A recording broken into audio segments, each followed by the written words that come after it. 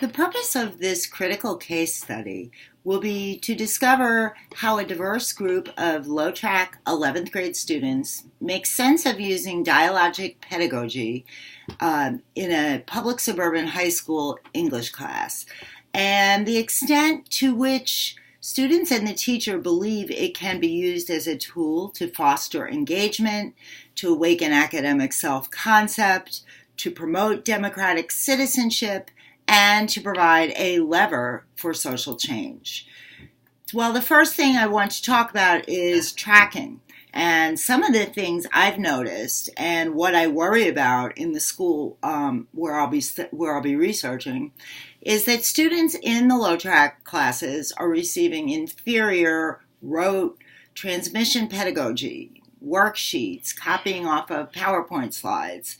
The teacher-centered instruction that I'm seeing has little or no discussion, and it's what Bakhtin calls monologic pedagogy.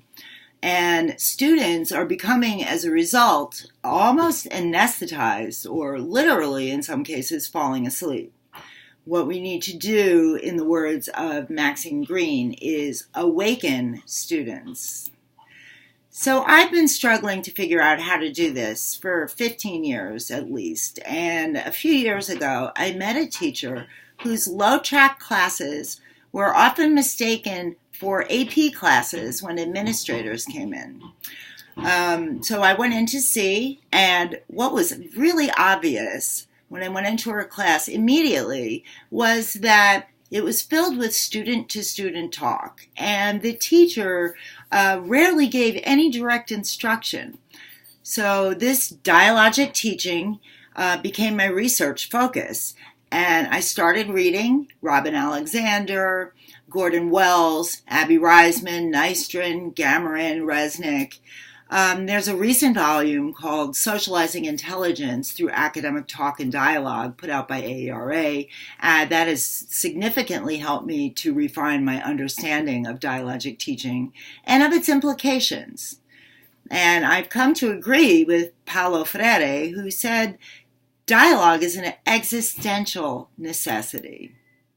Well, getting back to tracking, placement of students in tracks is essentially non-meritorious and often overtly biased, according to Burris, Gamarin, Oakes, Wells, Wellner. And this, according to them, researchers, is typical of schools across America with tracks, which most of them have. The deep concern that I have with this is that there are a disproportionate number of low SES and minority students in these low-track classes. These low-track classes also have very little discussion going on in them. And this monologic pedagogy is literally reproducing inequality, according to the theories of Bernstein and Bourdieu. So, if we're reproducing inequality in our schools, what is the purpose of education in the 21st century? Is it becoming, at least as our current policy makers would seem to indicate, a sorting system for those who will and will not have access to all the benefits of our society? Are our low-track students to be considered what Giroux calls disposable youth? Destined to minimum wage jobs and student loan debt, but distracted by flat screen TVs and cell phones? Now more than ever, teachers must act as public intellectuals to interrupt this reproduction of social, political, and economic inequality. The implications for our society of this unsustainable inequality are dramatic. So it is my hope that with this research, I can open up a pathway to bringing instruction to low-track students that lifts them up from bored complacency, at best, and awakens them to their own critical consciousness, to draw from Freire, Giroux, and Hooks. Essentially, what I'm going to study is the effects of dialogic teaching on low-track ELA students, I'll be studying students' perceptions and how the teacher as well makes meaning of this instruction. In order for there to be a shift in student perception, the teacher needs to turn over control to the students in large part, and this prospect requires a shift in mindset, but also a definitive shift in pedagogy.